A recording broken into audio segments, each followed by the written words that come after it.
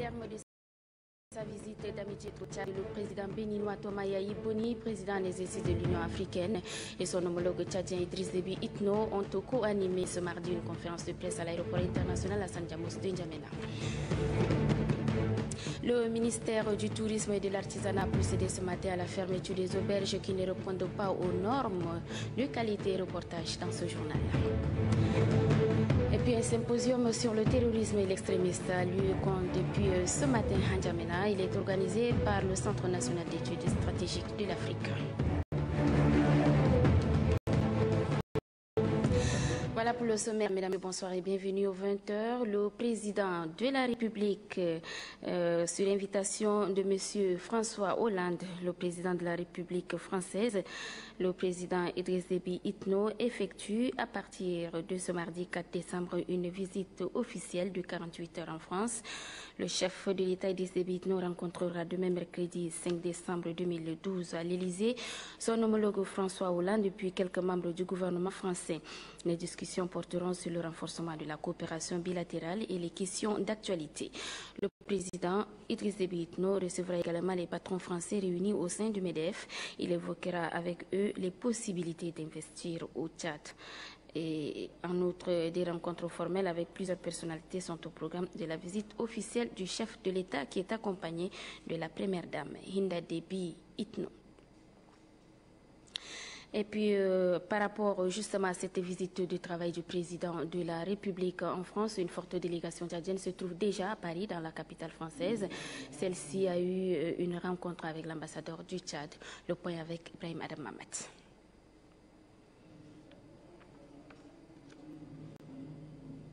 À l'invitation de son Excellence M. Idriss Déby Itno, président de la République du Tchad, son Excellence Dr Boni Yahi, président de la République du Bénin, a effectué une visite d'amitié et de travail en N'Djamena du 3 au 4 décembre 2012 à la tête d'une importante délégation. Le chef de l'État béninois et sa suite ont été accueillis à l'aéroport Hassan Diamos de N'Djamena par le président Idriss Déby Itno, entouré des corps constitués et du corps diplomatique et consulaire. Le président Idriss Déby Itno et le président Boni Yahi, président en exercice de l'Union africaine, ont eu un entretien consacré en partie aux questions africaines et en particulier à la crise malienne. Cet entretien a eu lieu en présence du Premier ministre malien, Cheikh Modibo Diarra, en voyage au Tchad. Les deux chefs d'État ont réitéré la sincère solidarité de leur pays et de leur peuple avec le peuple frère du Mali et réaffirmé leur attachement à l'intangibilité des frontières du Mali ainsi que leur engagement à soutenir ce pays dans sa quête légitime de retour à la paix, à l'unité et à la stabilité. Le Premier ministre malien a amplement informé les deux chefs d'État de l'évolution de la crise que traverse son pays sous ses différents aspects, politiques, diplomatiques et militaires. Ce tour d'horizon a permis aux trois dirigeants de faire une évaluation complète de la situation qui prévaut au Mali, ainsi que les nombreuses initiatives préconisées pour sortir de la crise. Les deux chefs d'État se sont félicités des efforts déployés au niveau régional, continental et international pour résoudre la crise du Nord Mali. Tout en prenant acte des solutions préconisées par la Communauté économique des États de l'Afrique de l'Ouest, CEDEAO, sous l'égide de l'Union africaine, et des observations faites par les Nations unies, les deux chefs d'État ont invité la communauté internationale à user de tous les moyens légaux pour restaurer rapidement l'unité et l'intégrité territoriale du Mali.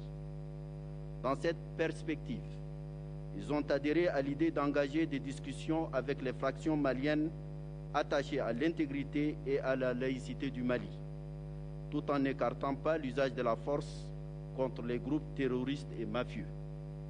À cet égard, ils ont lancé un appel aux membres du Conseil de sécurité des Nations unies pour qu'ils autorisent en urgence le déploiement de la force internationale au Nord Mali afin de lutter plus efficacement contre le péril terroriste qui menace d'embraser l'ensemble de la sous-région.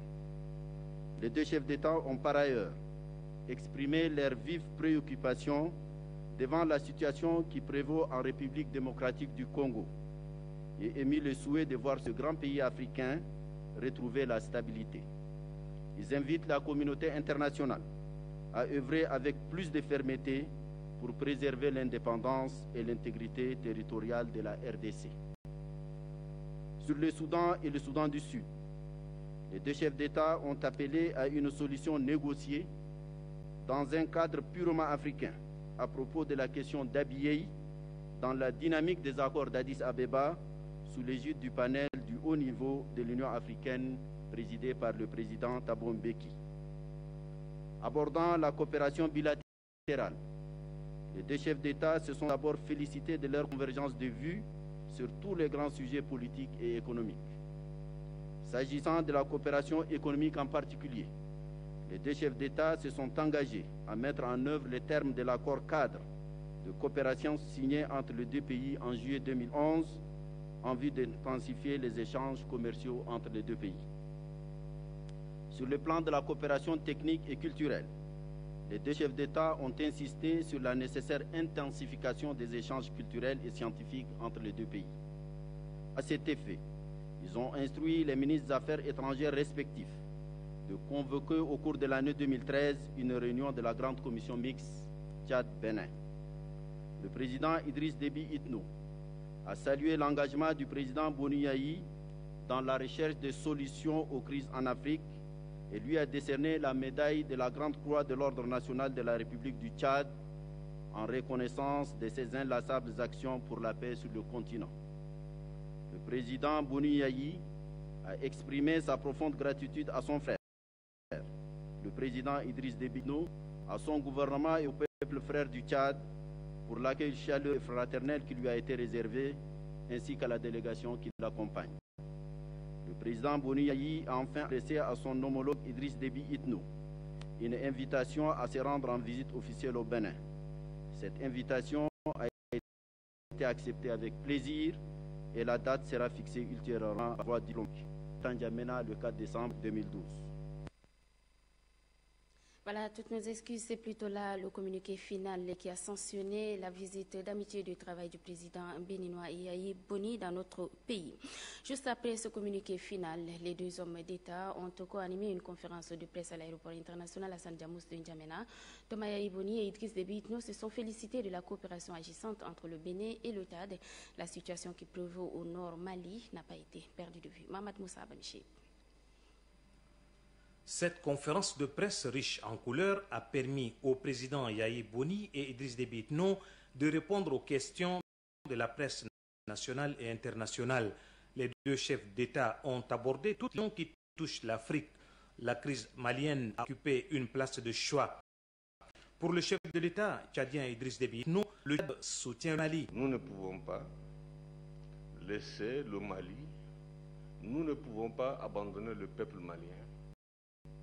Non plus, nous ne pouvons pas nous dire que nos responsabilités au-delà de nos frontières respectives, le Mali, ça fait partie intégrante de nos préoccupations.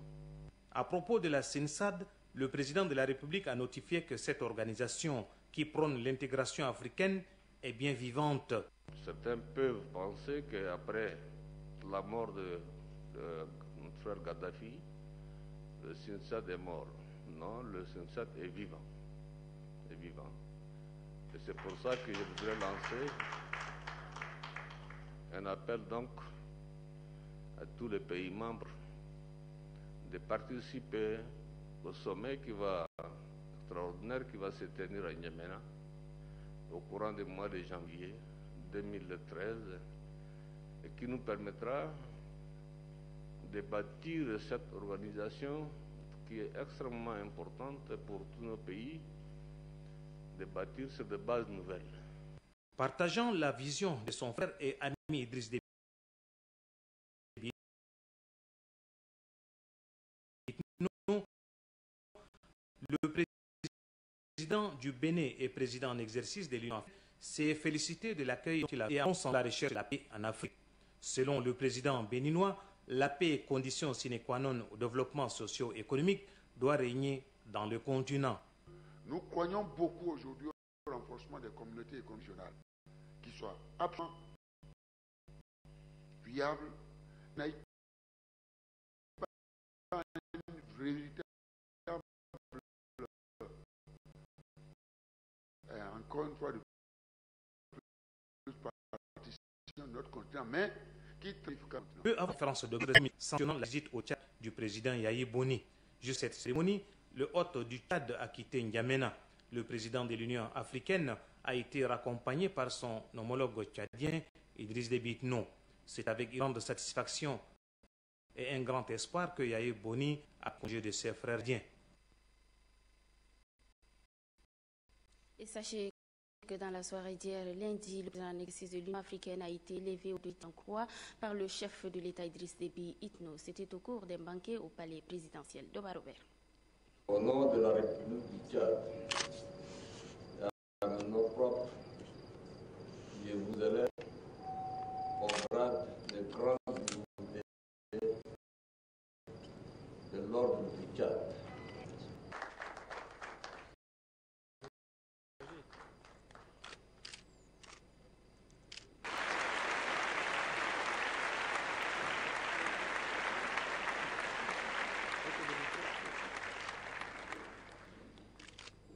Une très haute personnalité honorée par le Tchad. Il s'agit du président en exercice de l'Union africaine et président de la République sœur du Bénin, le docteur Thomas Yayi Boni. Cette distinction ne relève aucunement du hasard. Thomas Yayi Boni s'évertue au renforcement des liens d'amitié et de coopération entre son pays et le Tchad. C'est une distinction qui vise à renforcer les relations d'amitié et de coopération qui lient le Tchad et le Bénin depuis plusieurs décennies. Merci pour vos aimables mots et pour ce geste. On ne peut plus fraternel. Président, vous avez comme jour, vous avez su organiser cette surprise. Une surprise, à vrai dire, qui va au-delà de moi-même. D'abord, la parfaite organisation. Vous avez pris soin de faire entourer par le Premier ministre de la République du Mali, qui vous a rendu cette visite parce que vous la méritez. Présence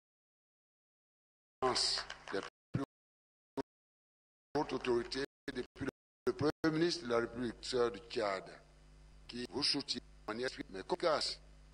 Le président de l'Assemblée nationale, le vice-président de l'Assemblée nationale du Soudan, les présidents des plus hautes institutions, pulseurs du Tchad, les membres du gouvernement. Monsieur le Président, je tiens à vous remercier parce que cette cérémonie se passe également devant le corps diplomatique accrédité pour votre beau et grand pays, le Tchad. Les deux pays ont toujours eu de fructueuses relations de coopération dans le domaine de l'enseignement, de la santé et surtout des transports. Des relations que les deux chefs d'État entendent consolider. Au-delà de cette distinction, les deux présidents se sont également penchés sur la crise que traverse le continent africain. Ils appellent la communauté internationale, à travers le Conseil de sécurité, à résoudre les crises qui perdurent au Mali, au Nigeria et dans d'autres pays du continent. Quelques heures avant cette cérémonie de décoration, le président de la République a reçu en audience une délégation soudanaise venue également en visite de travail dans notre pays. Le renforcement des liens d'amitié et de coopération entre le Tchad et le Soudan était au centre des entrevues de Robert. La délégation soudanaise conduite par le président du Conseil des États du Soudan, Adam Hamid Moussa, franchit le seuil du palais. Idriss Déby Itno. Avec le chef de l'État, les discussions ont essentiellement porté sur les liens de coopération entre les deux États. Le Tchad et le Soudan entendent ainsi renforcer davantage leurs liens de coopération. Sujets qui ont audit. Le chef de la délégation soudanaise se félicite des efforts déployés par les deux chefs d'État, Idriss Déby Itno et Omar Hassan El-Béchir, pour l'instauration d'une paix durable entre les deux pays frontaliers. Grâce à la détermination des deux chefs d'État, précise-t-il, le peuple tchadien et soudanais aspire à la paix et à la cohésion sociale. Une stabilité sociale qui contribue au développement socio-économique des deux États amis et frères. Durant son séjour au Tchad, la délégation soudanaise aura à rencontrer les membres du gouvernement et autres autorités administratives et traditionnelles. La même délégation a été reçue ce mardi par le président du Parlement, Haroun Kabadi. Les discussions ont porté sur le bon fonctionnement des deux institutions et le développement socio-économique des deux pays frères et amis. Anastasie Bissi. Le président de l'Assemblée de l'État du Soudan, Adam Hamid Moussa et son staff, effectuent une visite de courtoisie à l'Assemblée nationale. Cette délégation est reçue par le président de l'Assemblée nationale, Haroun Kabadi. Les deux chefs de Parlement ont échangé sur le fonctionnement de leur institution. Ces échanges d'expérience vont contribuer au bon fonctionnement de deux institutions parlementaires. Des questions relatives au développement socio-économique et bien d'autres n'ont pas été occultées par Haroun Kabadi et son hôte Adam Hamid Moussa. Il s'agit d'un cadre de travail d'amitié entre les deux institutions, entre les deux pays, et principalement entre le Soudan et le Tchad, où nous avons des relations séculaires, des relations géographiques, des relations empreintes de toute nourriture, et des relations surtout de développement économique et social que le président Idriss Déby Itno a commencé à impulser depuis un certain temps. Donc ils sont venus pour que nous, parlementaires, nous puissions apporter notre contribution. Le président de l'Assemblée de l'État du Soudan, Adam Hamid Moussa, a remis à son homologue Haroun Kabadi un document contenant le règlement intérieur de son institution et aussi la Constitution dans l'optique de consolider leurs liens de coopération parlementaire. Le Premier ministre malien Cheikh Modibo Diarra a mis aussi un terme à sa visite de travail entamée depuis hier dans la capitale tchadienne. Avant son départ pour Bamako, Cheikh Modibo Diarra a accordé une interview à la presse nationale et internationale. Le résumé est signé Ramadé Yassan. Avant d'accorder cette interview aux journalistes, le Premier ministre malien Cheikh Modibo Diarra a profité de son séjour dans la capitale tchadienne pour s'entretenir avec son homologue tchadien Emmanuel Ladungar sur les relations de coopération qui existent entre le Mali et le Tchad. Cet entretien au salon d'honneur de l'aéroport international Hassan Diamouz a permis aux deux hommes d'État de faire le tour d'horizon des questions relatives aux crises que traverse le continent africain. Au cours de leur entretien, l'accent a été mis sur la coopération bilatérale, notamment le rétablissement de la paix et la résolution de conflits en Afrique et en particulier au Mali. Le chef du gouvernement malien a également exprimé sa gratitude aux autorités tchadiennes, la qualité de l'accueil qui lui a été réservé lors de son séjour au Tchad. Le Premier ministre malien Cheikh Modibo Diarra s'est réjoui de l'engagement et du soutien des plus hautes autorités tchadiennes dans la résolution de la crise au Mali. Il a indiqué que les décisions de la rencontre qu'il a eue avec le chef de l'État Idriss Déby Itno, en présence du président béninois Thomas Yahi Boni, président de l'Union africaine, permettrait aux Nations unies de voter une résolution qui autorisera le déploiement des forces internationales pour permettre à son pays, le Mali, de recouvrer l'intégrité de son territoire. Cette rencontre nous a permis d'approfondir, n'est-ce pas, nos réflexions, d'avoir de l'information complémentaire venant directement du Mali. Et en même temps, ça a été l'occasion pour moi de voir définitivement l'engagement constant du président Déby et du Tchad aux côtés de l'Afrique, de l'Union africaine, aux côtés du Mali. Et nous partons avec l'espoir maintenant que les Nations Unies vont voter cette résolution sur le chapitre 7 qui va autoriser le déploiement de forces internationales pour, une fois pour toutes, reconquérir l'intégrité territoriale du Mali. Le Premier ministre malien, Cheikh Modibo Diarra, a été raccompagné au pied de l'avion par le homologue que le chef du gouvernement malien a quitté N'Djamena pour Bamako. Les femmes au Kotoko de Gaoui ont été honorées hier par le ministère de la Culture. Elles ont reçu des prix pour la qualité du travail qu'elles abattent. Estelle Abdelkader. Les femmes du village Kotoko-Gaoui sont à l'honneur ce dimanche. Elles viennent de recevoir une médaille symbole de témoignage de satisfaction de la Fondation Graphiculture. Cette marque de reconnaissance traduit l'intérêt du travail abattu par les femmes. Pour le vice-président de la Fondation, cette médaille de distinction honorifique décernée aux femmes est un grand honneur pour les femmes Kotoko de Gaoui. Le ministre du Tourisme et de l'Artisanat réitère l'engagement de son département à aider les femmes dans leurs activités. Il exhorte la population à bien entretenir cette richesse. Vous avez donné naissance à un bébé, il faut absolument l'entretenir. L'entretenir pour faire de lui un grand enfant qui peut servir, qui peut favoriser l'épanouissement de son pays. Le ministre a quant à lui apporté son soutien à la population de Gaoui. Pour lui, ce village mérite une attention toute particulière. Si vous prenez la cité de Gaoui, en termes d'âge, Gaoui est plus vieille que Paris. Parce que Gaoui a au minimum, selon les recherches, plus de 12 siècles et demi. La représentante de la première dame, Garbatna Carmel, a profité de cette occasion pour féliciter et encourager les femmes du village de Gaoui. La délégation a ensuite visité tour à tour les différents objets d'art et de décoration du village Kotoko de Gaoui. Le ministre des Postes et des Technologies de l'Information, Jean-Baoye Alingué, était en mission à Niamey au Niger. Pendant son séjour, il a eu plusieurs rencontres de travail avec les autorités nigériennes. Il a également visité quelques institutions de la place. L'armée Belga Laguerre. L'école supérieure de télécommunications a été la première étape de la visite. Le ministre Jean-Baoye Alingué a inspecté les différentes salles de cours, les installations et services de la dite école. L'occasion a été pour lui d'échanger avec les responsables sur la possibilité d'un partenariat axé sur la formation des Tchadiens. Après l'école supérieure de télécommunications, c'est l'entreprise nigérienne Sahelcom qui a reçu le ministre et sa délégation. Jean-Baoye Alingué a été édifié sur le fonctionnement de l'Institut de formation aux techniques de l'information et de la communication. Il a profité de l'opportunité pour s'entretenir avec les étudiants tchadiens de l'IFTIC.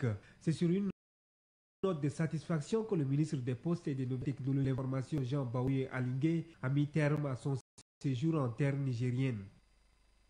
Retour sur les festivités commémoratives du 1er décembre dans nos régions. Cap tout de suite sur l'Aïe dans la Tangilé et Mondou dans le Nord occidental où l'événement a été célébré avec faste.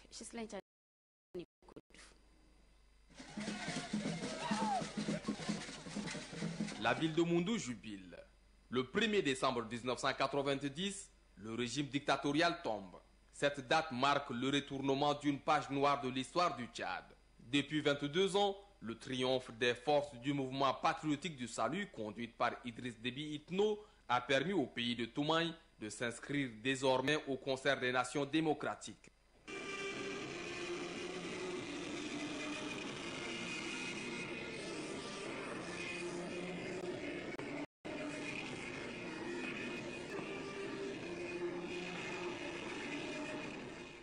Après le passage de troupes en revue, le gouverneur de la région du Logone occidental, Haroun Saleh, rend hommage aux vaillants soldats tombés sur le champ de bataille au nom de la mère patrie. Selon Haroun Saleh, nul ne peut douter des changements substantiels que connaît le pays, tant sur le plan politique que socio-économique, avec l'avènement de la démocratie.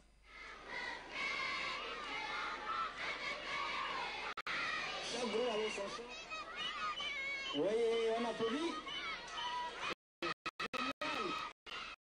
À l'Aïe, la population a également célébré avec faste sénant le développement du pays entier. Le gouverneur de la région de la Tangilé, Abderrahman Salah Chaimi, a lui aussi rendu hommage à tous les martyrs qui ont payé de leur vie le prix de la liberté. Selon lui, ces 22 ans de démocratie constituent un héritage qu'il faut préserver et pérenniser à jamais pour un Tchad radieux et prospère.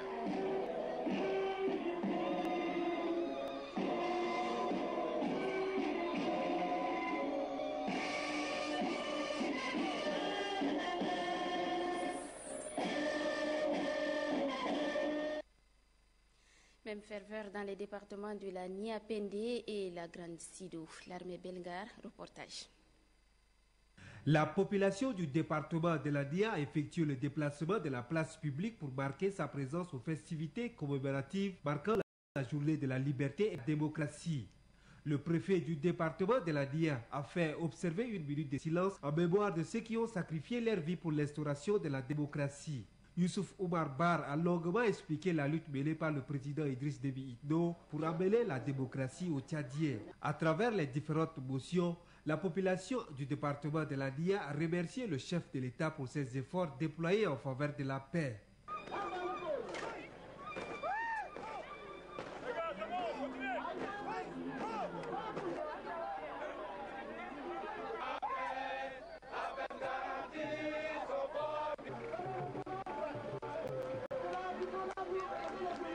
La population du département de la Grande Sido n'est pas restée indifférente à la célébration de ce 22e anniversaire.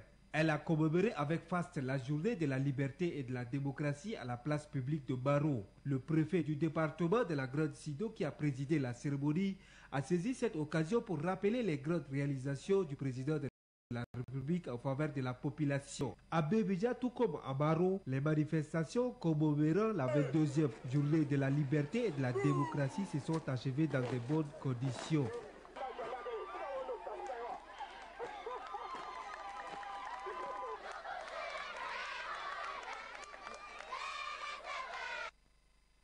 Je vous le disais dans les titres, le ministère du Tourisme et de l'Artisanat a procédé ce mardi à la fermeture de quelques auberges de la place. En revanche, ces auberges ne répondent pas souvent aux normes requises en matière d'hôtellerie. Innocent Kilayo. Grande Muraille, faisons route ensemble chez Tantine Colette, Wassalna. Tels sont les noms des auberges de la capitale qui ne répondent pas aux normes exigées par le ministère du Tourisme et de l'Artisanat. Ces auberges, qui sont au nombre de 18, ne remplissent aucune règle pour être des lieux de repos ou de campement. Mais malheureusement, elles sont les plus fréquentées. Pour amener les tenanciers à revoir la conformité de leurs auberges, une équipe du ministère du Tourisme et une lecture. Après un constat amer, ces auberges ont été immédiatement scellées. Nous, on n'a pas de conditions extrêmement compliquées. On a des conditions par rapport à la dimension des chambres, à la dimension de l'espace vert, aux conditions d'hygiène, de propreté, et c'est tout. Le ministre tourisme l'a fait. Cette opération va continuer pour que les propriétaires de ces auberges se conforment aux règles. Renforcement des capacités des agents du ministère du Développement pastoral et de production animale, un atelier axé sur les technologies de l'information et de la communication dans la gestion des bases des données s'est ouvert dans les locaux du Centre national d'appui à la recherche. Il est organisé en collaboration avec le Bureau interafricain des ressources animales. Anastasie Bissi.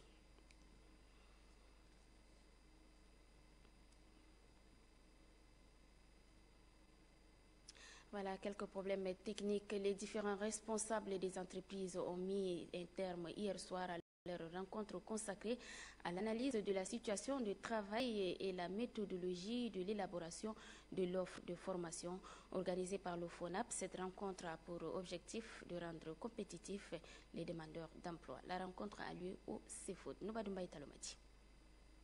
Organisée conjointement par la Chambre de commerce, d'industrie, d'agriculture, des mines et d'artisanat, CESIAMA, et le Fonds de solidarité africain, FSA, le Forum sur les instruments de facilitation du crédit, cadre du Fonds de solidarité africain, a regroupé les responsables des institutions bancaires et les opérateurs économiques. Il était fondamentalement au cours de ce forum de présenter aux hommes d'affaires exerçant au Tchad le FSA et les modalités d'accès au crédit de cette institution financière multilatérale. Selon le directeur général du FSA, cette institution capitale de 250 milliards a pour mission d'œuvrer au développement économique et à la lutte contre la pauvreté dans les États membres. Ceci en facilitant le financement des projets d'investissement tant dans le secteur public que privé. Le chef de l'État, soucieux du développement économique de notre pays, cherche à créer les conditions optimales pour le développement et l'épanouissement du secteur privé tchadien. une institution financière comme FSA dispose. Comme tout fonds de garantie, le Fonds de solidarité africain entend bâtir un partenariat fructueux, sûr, durable avec les entreprises publiques et privées tchadiennes afin de leur permettre d'exercer leurs activités en toute sérénité, conclut le directeur général du Fonds de solidarité africain. Voilà, vous l'avez corrigé de vous-même, c'est plutôt là un forum organisé par les opérateurs économiques tchadiens. La cérémonie a lieu donc ce matin ici à N'Djamena. Et puis, la Société nationale d'électricité SNE renforce les capacités de ses techniciens et agents. Une formation se tient depuis ce matin à Farsha. L'ouverture de la cérémonie est faite par le directeur général de la SNE, Belgar Larmé-Laguerre. Cette deuxième session de formation permet d'améliorer la prestation des techniciens de la Société nationale d'électricité et du ministère de l'Énergie et du Pétrole. C'est pour les outils d'analyse et d'évaluation des projets d'efficacité énergétique. Venus des provinces et de N'Djamena, les techniciens vont échanger avec l'expert sur les différents modules relatifs à la bonne gestion de l'énergie. Le représentant du directeur du Fonds national d'appui à la formation professionnelle a indiqué que son institution apportera tout son soutien à la SNE pour améliorer la qualité de prestation de son personnel. Compte tenu de la pertinence des thèmes à débattre, le directeur général de la Société nationale d'électricité qui a ouvert les travaux a invité les bénéficiaires à donner le meilleur d'eux-mêmes pour en tirer profit. Le secteur de l'énergie, c'est un secteur en perpétuelle évolution et compte tenu de l'importance de l'énergie dans le dispositif de développement de notre pays, nous devrions nous atteler à ce que l'énergie que nous produisons puisse être gérée de la manière la plus optimale possible, qui devait nous permettre non seulement au sein de la SNE à maîtriser l'électricité que nous produisons, mais également faire de manière à ce que la consommation de cette énergie soit la plus optimale. Cette formation, dont les travaux prendront fin vendredi prochain, est animée par Charles Diarra, spécialiste en énergie venu du Canada. Le Centre d'études stratégiques de l'Afrique a organisé ce mardi un symposium sur le contre-terrorisme et l'extrémisme violent. Ce symposium regroupe les membres de l'amicale des auditeurs du CESA, Tchad et ceux de la société civile. Ghislain Tanikoudou.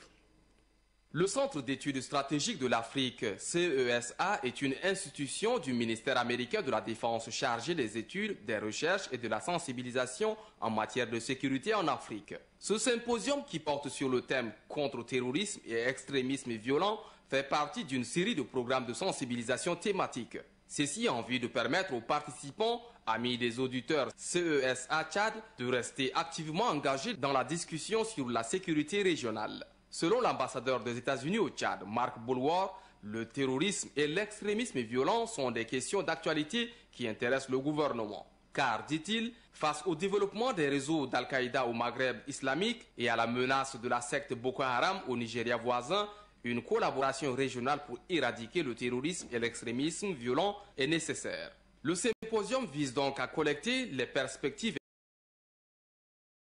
et les recommandations de la part d'une section transversale de la société tchadienne pour contre ce phénomène. Le directeur général du CESA, Gérald Lefleur, le département américain de la défense est toujours disponible à aider le gouvernement à œuvrer davantage pour plus de sécurité. Dans un message du secrétaire exécutif de l'ONU-SIDA lu cet après-midi, ce message est adressé à l'occasion donc de la journée mondiale de lutte contre le sida. Le président du groupe thématique ONU-SIDA Tchad a adressé un message de compassion et d'encouragement aux personnes infectées ou affectées par cette maladie ainsi qu'aux acteurs impliqués dans la lutte contre le VIH-SIDA. Voici un extrait proposé par Marale Joséphine.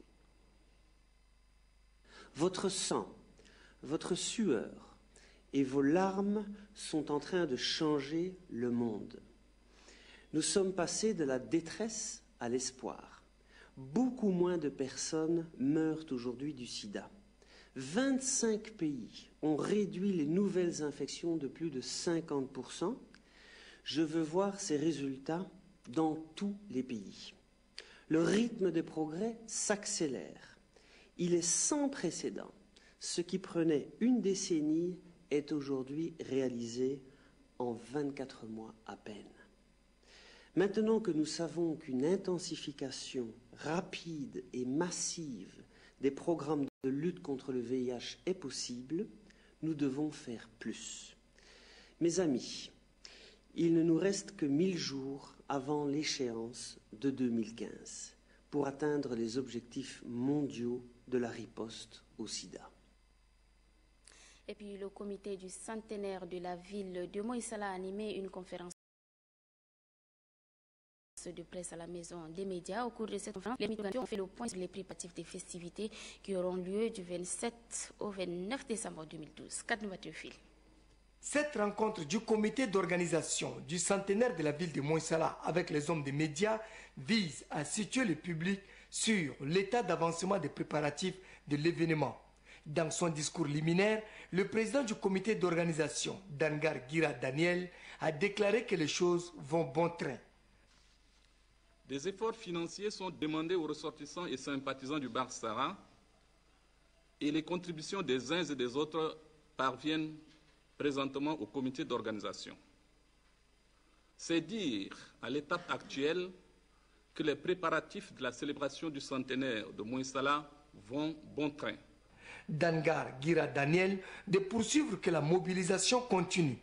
Plusieurs missions de sensibilisation ont été effectuées à Abéché, Doba, Koumra, Mundou, Moïsala et Saar. De même, les ressortissants du Bar Sara de la diaspora ont été contactés et mobilisés. Face aux journalistes, le président de l'Action pour le développement du Bar Sara a précisé que cet événement est une occasion d'unir les filles et fils du département. Réveil pour l'unité, parce que c'est la division qui provoque le recul en termes de développement. Et donc, pour cela, le centenaire sera pour nous l'occasion de travailler au brassage de nos différentes populations. Au programme des festivités du centenaire de la ville de Moïsala, il y aura des ateliers et conférences débats sur les thèmes liés à la santé, à l'éducation, à la cohésion pacifique entre agriculteurs et éleveurs. Le président de la République, comme vous le savez, se trouve depuis cet après-midi à Paris, en France. Je le disais donc par rapport à sa visite de travail. En France, une forte délégation tchadienne se trouve déjà dans la capitale française. Celle-ci a eu une rencontre avec l'ambassadeur du Tchad en France. Le point avec Ibrahim Adam Mamat. Arrivée ce lundi matin, la délégation ministérielle tchadienne a eu une séance de travail de plusieurs heures avec l'ambassadeur du Tchad à Paris, Hissène Taha, entouré de ses collaborateurs. Le ministre du Plan, de l'Économie et de la Coopération internationale, Bedoubra Kordié, celui du Commerce et de l'Industrie, Mohamed Allahou Taher, de l'Information et de la Communication, Hassan Sila Bakari, le secrétaire général adjoint de la Présidence de la République, Mohamed Gibrin Suleiman, le conseiller diplomatique du chef de l'État, Nagoumia Massoum, le directeur général de l'ANI, ainsi que la conseillère économique de l'ambassade du Tchad à Paris, Zara Dilo, ont échangé sur l'agenda du président de la République, Idriss Déby Itno, à Paris. Le chef de l'État et la première dame sont attendus ce mardi dans la capitale française. Au cours de cette séance de travail, plusieurs sujets susceptibles de constituer donc l'agenda du chef de l'État à Paris ont été minutieusement épluchés. Comment organiser l'accueil du couple présidentiel et le séjour de celui-ci dans la capitale française? La question a permis à chacune des personnalités présentes à cette rencontre de donner ses avis. Outre la rencontre entre le président de la République, Idriss Déby Itno, et son homologue français, François Hollande, c'est la question entretenue avec MEDEF, Mouvement des entreprises de France, qui a suscité un vif intérêt. Il s'agit d'apporter des réponses appropriées aux inquiétudes des hommes d'affaires français sur les opportunités d'investissement au Tchad. Le Tchad, pays pétrolier, attire de plus en plus les investisseurs étrangers. La paix aidant, les opérateurs économiques de par le monde accourent vers le pays de Toumaï pour accompagner son décollage socio-économique, et la France, qui partage une longue tradition de coopération économique avec le Tchad, n'est pas du reste. Les hommes d'affaires français vont certainement poser beaucoup de questions sur le climat des affaires au Tchad et les opportunités que le pays offre. C'est donc pour mieux aborder cette importante rencontre et surtout préparer le séjour du couple présidentiel à Paris que cette rencontre a été initiée. Et je vous donne la teneur de ces communiqués de presse avant la lecture des décrets. Une délégation tchadienne conduite par le ministre de l'Environnement et des Ressources halieutiques, Mamad Béchir Okormi, se trouve depuis lundi à Doha, au Qatar. Le ministre Okormi et les techniciens de son département, membres de la délégation, prennent part aux travaux de la 18e conférence des parties à la Convention cadre des Nations Unies sur les changements climatiques et au Forum de l'innovation durable qui se tiennent dans la capitale qatari du 27 novembre au 7 décembre 2012. Dans un communiqué parvenu à notre rédaction, la Confédération syndicale du Tchad, CST, la Confédération indépendante des syndicats du Tchad, CIST, et la Confédération syndicale des travailleurs du Tchad, CSTT, déplore les dernières dégradations des négociations entre l'Union des syndicats du Tchad UST et le gouvernement qui ont conduit à la remise en cause des accords conclus précédemment entre le gouvernement et les travailleurs. Pour sortir de cette impasse, les trois confédérations syndicales demandent au gouvernement ce qui suit: ouvrir sans délai des négociations avec toutes les centrales syndicales dans un esprit de sérénité et de respect mutuel en vue de parvenir rapidement à un accord donnant satisfaction aux travailleurs, et puis réactualiser la plateforme revendicative en y réintégrant l'examen des acquis et des propositions nouvelles en vue de réaliser un accord garantissant une paix sociale durable. À la signature, Mohamed Tahir Hassan Gouchoulaï pour la Confédération syndicale du Tchad, pour la Confédération indépendante des syndicats du Tchad, Ngarmadjal Gami, et pour la Confédération syndicale des travailleurs du Tchad, Mouye Ouye Wouloulou. Un autre communiqué, l'Union des jeunes pour le progrès, UJP, suit avec demande aux deux parties de faire table rase du passé et de revenir à des meilleurs sentiments. L'UJP propose aux acteurs de réorganiser les négociations sous l'égide du président de la République, à l'exemple de l'accord du 13 août 2007. À signature, Ali était président du bureau national. La lecture des décrets à présent, décret numéro 1828 portant révocation de 5 fonctionnaires de police du corps de la police nationale. En application des dispositions de l'article 122 alinéa 2, 4 et l'article 126 alinéa 5, troisième tiré de l'ordonnance numéro 002/PR/91 15 4e mois 91 suivisé, les fonctionnaires du corps de la police nationale ci-après sont révoqués du corps de la police nationale avec suspicion de détention. Il s'agit de Djimene Nemeri, officier de paix, Baki Tom, officier de paix, Amat Yaya Goni, brigadier chef de police, Abakar Abdelkerim, gardien de la paix, Dingamio Asngar, gardien de la paix. N'Djamena, le 3 décembre 2012, le président de la République, le Premier ministre et chef du gouvernement, Emmanuel Nadingar. Décret numéro 1830 portant nomination des officiers supérieurs au poste de responsabilité à la direction générale de la gendarmerie nationale. Les officiers supérieurs dont les noms suivent sont nommés au poste de responsabilité au sein de la direction générale de la gendarmerie nationale, direction de l'emploi, directeur de l'emploi, colonel Ahmad Marcous Assil. Directeur de l'emploi adjoint, chef d'escadron Kamal Tadjadine. N'Djamena, le 4 décembre 2012, Idriss Déby Itno. Et c'est la fin de cette édition. Merci à toutes et à tous de l'avoir suivi. Très bonne suite de programme et à très bientôt sur Téléchat. Bonsoir.